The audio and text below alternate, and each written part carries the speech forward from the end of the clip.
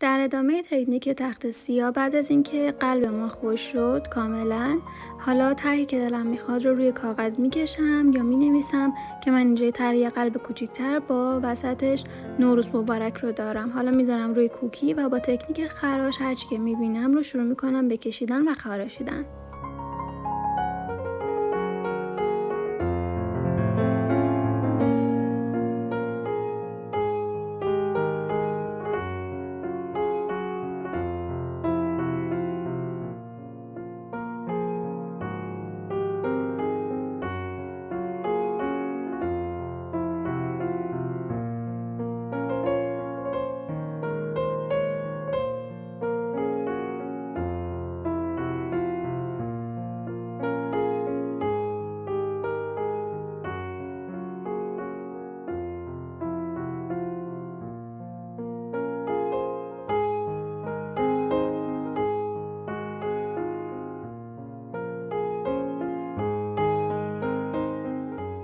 حالا برای اینکه واضح‌تر و پررنگ‌تر بشه اون قسمت‌های سفیدش، یک بار دیگه بدون کاغذ شروع می‌کنم به خراشیدن.